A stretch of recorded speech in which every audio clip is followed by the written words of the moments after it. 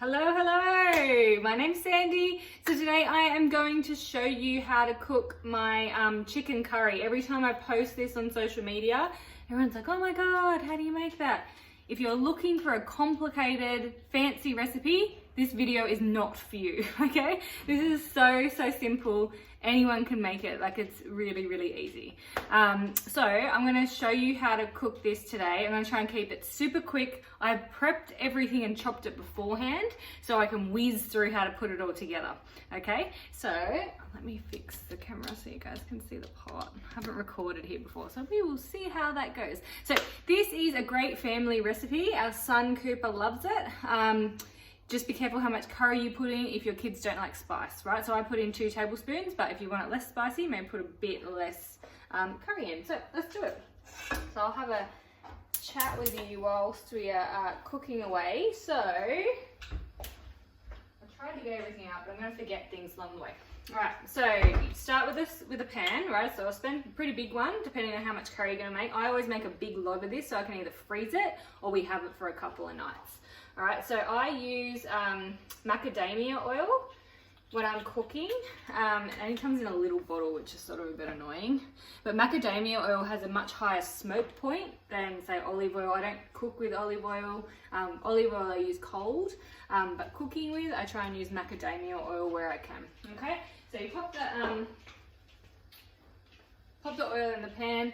I'm actually doing a big cook up this afternoon, so you're gonna notice I put half of the onions in because I'm making a casserole after this. I like to do all my food prep sort of in one go, so I don't have to cook later on.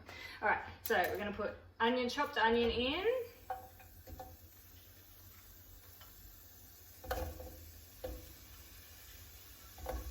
So just one, so you're using one onion.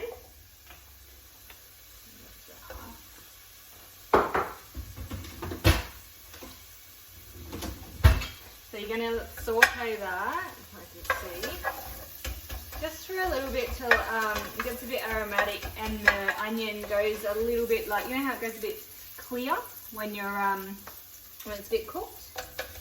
Cook that.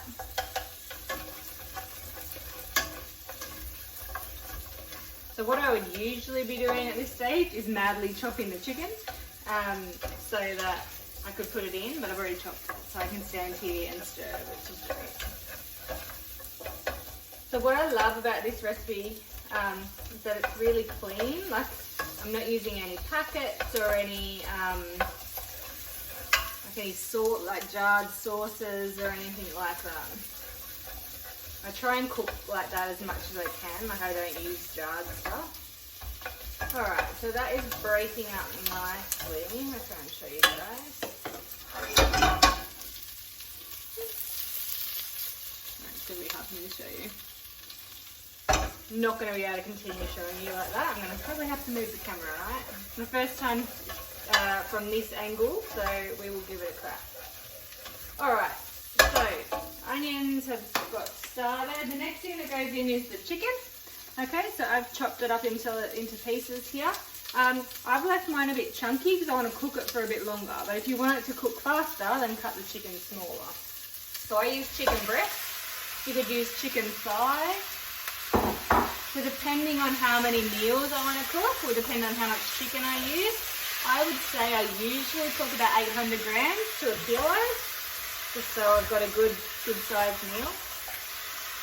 Right, so what you're literally going to do is just mix it through that onion and just sort of let it get a bit white on the outside. So you don't have to have the chicken completely cooked. In fact, it's better if it's not.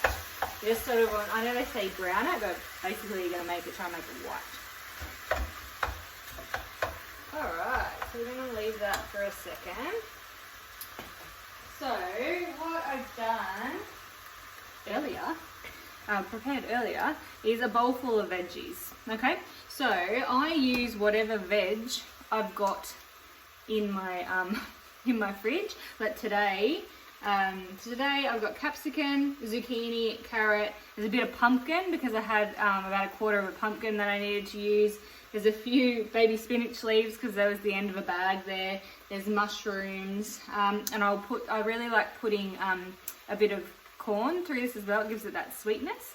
The pumpkin's actually really good in this recipe. So I've only recently started adding that because what happens as it cooks, it actually like starts to like get all mushy and go through the curry, so I don't have to use corn flour to thicken it. So the pumpkin actually thickens it, which I really love, because I don't really want to put flour in everything, right? So the pumpkin, if you've got pumpkin, use that. Frozen beans are great. I've even chucked broccoli and cauliflower in it before. So literally whatever veggies you've got, you'll work out your favourites. These are some of our favourites that I've got here. Alright, try and show you guys. I'd probably usually cook it a little bit more than this, but for the sake of time, it's going to be fine. It's going to cook anyway. Alright, so you can see sort of it's getting white. So usually I would do it so it's all white. Oh, this is like a balancing game, trying to get this to balance. You there? Awesome, there's Cooper. I'm just going to go up. Okay, darling. Alright.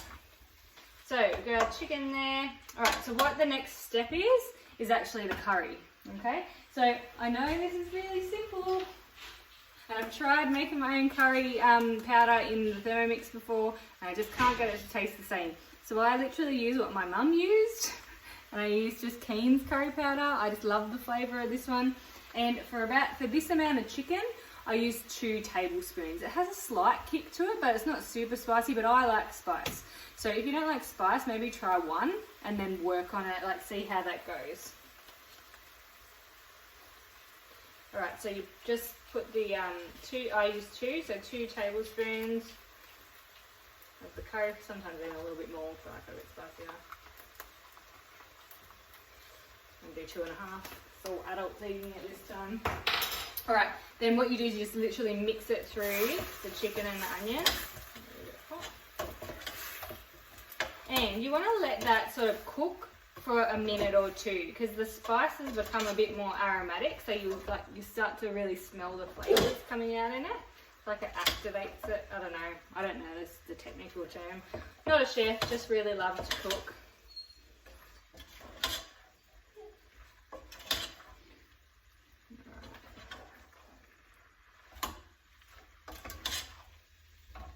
It starts to get really yellow. It gets a really nice colour to it, which stains everything. So if it gets on your white bench or your grey bench, get it off straight away, or make sure you have a plate or something sitting there. I'm going to sit right over here while I show you.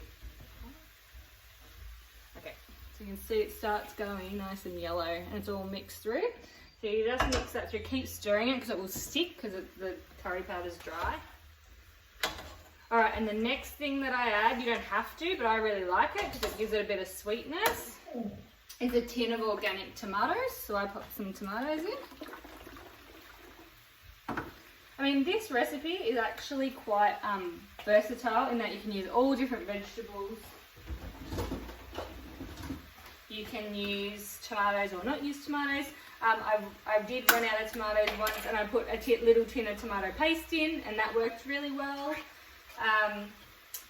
And I'll show you later, and like I usually would use coconut milk, but I just realised before I was going to record this video that I don't have any, but I had coconut cream, so I'm going to use that today. It does exactly the same thing. Alright, so you're just literally going to mix the tomatoes through.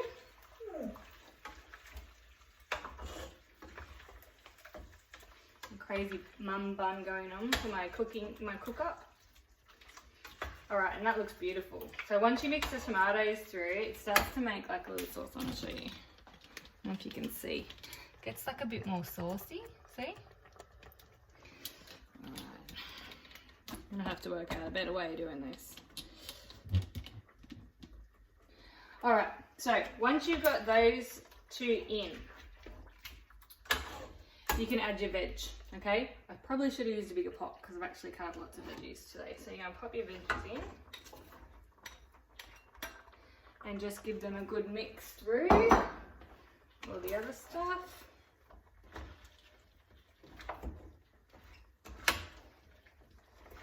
Oops, lost a baby spinach leaf.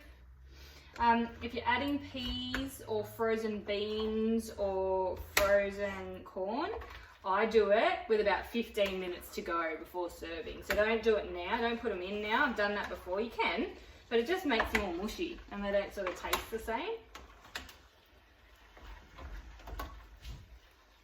Alright, so that's sort of mixed through. It can be pretty rough with this, to be careful. That's what I like about it too. Okay, so next step we're going to do is I make stock, vegetable stock in my Thermomix, so it's like a paste. So what I do is I put half a tablespoon, in each of the cans, and then add a bit of water to get all the rest of what's in the can in there out. So if you use stock powder or a cube, you could do the same thing with that. That was just half a tablespoon of the paste. That paste is really awesome, by the way. So if you have a Thermomix or you're up for making your own stock paste, I will never go back to store-bought stock. I will make that probably once every few months, maybe 4 months, and then I keep it in the freezer, but it doesn't freeze because of all the salt that's in it, so it's really cool. So you can see in there, see, just gets all of the stuff that's in the can out. Alright, I'm going to put in our coconut cream. Again, I usually use coconut milk, but whoops, thought I had it and I don't.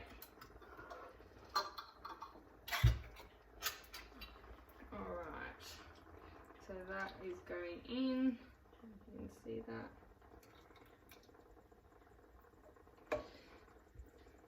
Alright, so I'm going to put the other half a tablespoon in. So this one does if you're using stock paste like me, it's a tablespoon in total. Okay, mix that around.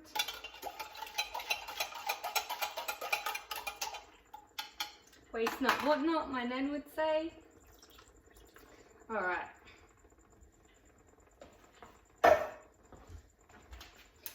And you're just going to mix that all through. It's going to go really nice, deep yellow colour.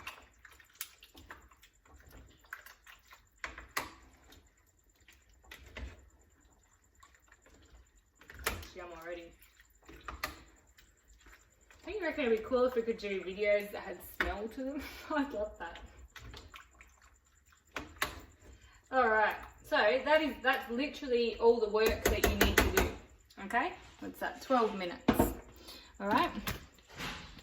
So you'll see it looks like nice and yellow and creamy. So what you're going to do now is you're literally going to cook that for, I'd say at least 20 minutes, but I often leave mine for like an hour, just simmering, bring it like so it's bubbling and then leave it so it's simmering. And that's why I undercooked the chicken in the beginning when I was browning it, because I don't want it to overcook and get dry. But if you don't have it fully cooked in the first place, it's almost, yeah, it's like it poaches it in the coconut milk and stuff, and it's really yummy. So I will serve that with usually rice. We have with it just basmati or brown rice. And I usually cook up a big batch of rice and keep it in the fridge, so then we've got enough for whatever dinners we're having over the next few days. But that is it. That is how simple that chicken curry is. So I'm sorry if you're expecting that to be fancier. I did warn you at the beginning. But that is my really super simple chicken curry, and you can freeze it, and it's super super simple and yummy, really yum. We often have it weekly. So I thought my husband would get sick of it, but he tells me that no, I would love to have chicken curry again. So it's a weekly on our menu. All right, have a great day. Bye.